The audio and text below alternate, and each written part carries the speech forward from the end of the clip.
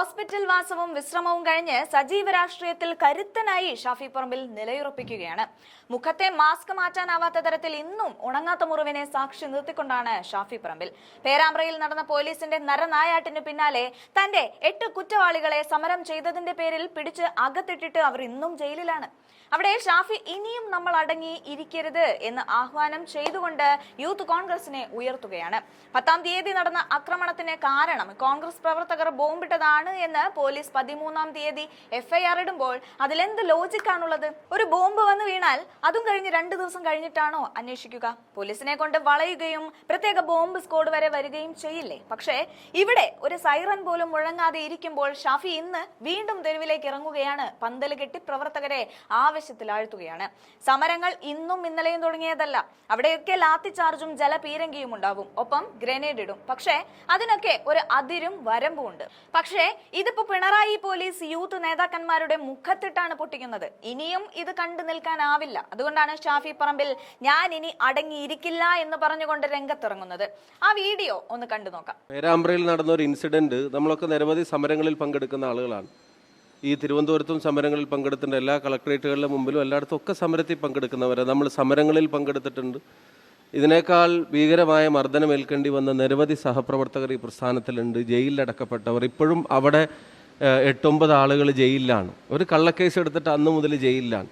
ഞാൻ ആ ഇൻസിഡൻറ്റിനെ പറ്റി പറയുന്നത്, അവിടെ ഒരു കമ്മീഷണറുടെ പ്രസംഗം തന്നെ നിങ്ങൾ കേട്ടു. അവിടെ ലാത്തി ചാർജിൻ്റെ ഒരു ആവശ്യം വന്നിട്ടുണ്ടായില്ല.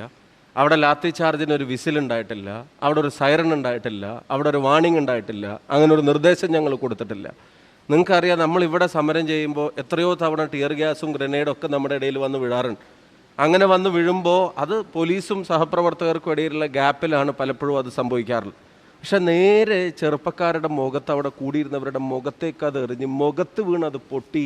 നിയാസ് പറയുന്ന ഒരു ചെറുപ്പക്കാരൻ്റെ മുഖം നിങ്ങൾ കണ്ടതാണ്.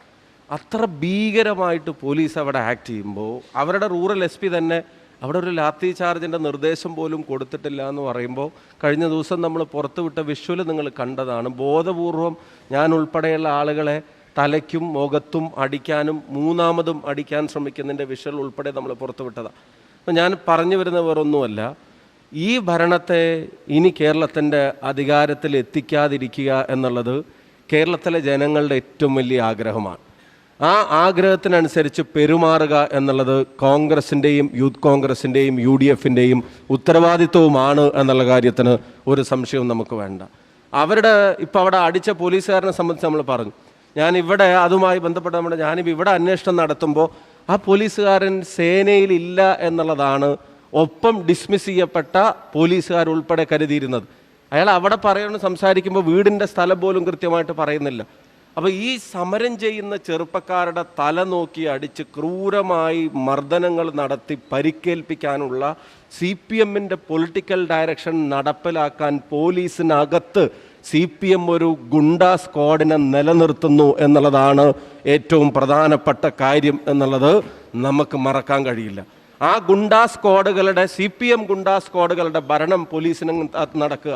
സുജിത്ത് ഉൾപ്പെടെയുള്ള ആളുകൾ സ്റ്റേഷനകത്തും നിങ്ങൾ ഓരോരുത്തരും സമരവേദികളിലും നേരിടേണ്ടി വന്ന മർദ്ദനം സമരത്തോടുള്ള പ്രതികരണമല്ല, അത് CPM ഡയറക്ഷനാണ്.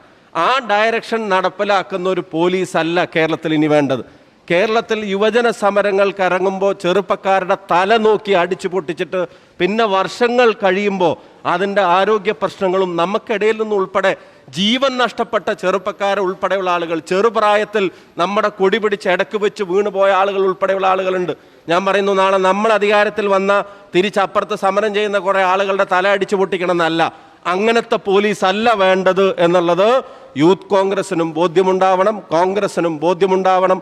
എന്ന് വെച്ചാൽ സമരങ്ങൾ ഉൾപ്പെടെയുള്ള കാര്യങ്ങളിൽ ഈ പറയുന്ന ഭരണ തുടർച്ച, അതാണ് ജനീഷ് ഇവിടെ സൂചിപ്പിച്ചത്, ഭരണ തുടർച്ച എങ്ങനെയാണ് ഒരു ഗവൺമെന്റിനെ ഈ ജനവിരുദ്ധരാക്കി മാറ്റിയിരിക്കുന്നത് എന്നതിൻ്റെ ഏറ്റവും വലിയ തെളിവാണ്. അപ്പം ഇനി ഒരു ഭരണം അവർക്ക് കൊടുത്ത് നിങ്ങൾ ആലോചിക്കണം. അവിടെ 10-ാം തീയതി ഇങ്ങനെ ഒരു ഇൻസിഡൻറ്റ് നടന്നു. 10-ാം തീയതി ഇങ്ങനെ ഒരു ഇൻസിഡൻറ്റ് നടന്നിട്ട് 13-ാം തീയതി അവരൊരു FIR ഇടുക. 13-ാം തീയതി ഇടുന്ന FIR എന്താ? 13-ാം തീയതി ഇടുന്ന FIR UDF പ്രവർത്തകർ അവർക്കെതിരെ ബോംബ് എറിഞ്ഞു എന്നുള്ളതാണ്. തലേ ദിവസം അല്ലെങ്കിൽ അന്നത്തെ ദിവസം വൈകുന്നേരം ഡിവൈഎഫ്ഐയുടെ ഒരുത്തൻ പത്രസമ്മേളനം നടത്തി അവൻ്റെ ഭാവനയിൽ വിരിഞ്ഞൊരു തിരക്കഥ അത് പത്രസമ്മേളനത്തോടെ പറയുമ്പോൾ ഡിവൈഎഫ്ഐ നേതാവിൻ്റെ ഭാവനയാണ് കേരളത്തിലെ പോലീസിൻ്റെ നമുക്കെതിരായിട്ടുള്ള FIR ആയിട്ട് മാറുന്നത്. ഒരു സമരത്തിൻ്റെ സ്പോട്ടിൽ ഒരു ബോംബ് സ്ഫോടനം നടന്ന അത് കേരളത്തിലെ പോലീസ് ശ്രദ്ധിക്കാതെ പോവുമോ? 10-ാം തീയതി വൈകുന്നേരം അവിടെ ഒരു ബോംബ് സ്ഫോടനം നടന്നിട്ടുണ്ടെങ്കിൽ പോലീസ് 10-ാം തീയതി അതിനെപ്പറ്റി പറയാതിരിക്കുമോ? പോലീസ് 11-നും 12-നും അതിനെപ്പറ്റി പറയാതിരിക്കുമോ? പോലീസ് FIR എടുക്കാൻ 13-ാം തീയതി വരെ കാത്തിരിക്കുമോ? അപ്പോൾ അവിടെ വ്യാജമായ ഒരു ബോംബ് കേസ് ഉണ്ടാക്കുക, എന്നിട്ട് ആ കേസിൽ പ്രതി ചേർത്തിട്ട് 5-8 ആളുകൾ ഇപ്പോൾ തടവറയിൽ വെച്ചിരിക്കുകയാണ്, അവരെ റിമാൻഡ് ചെയ്തിരിക്കുക.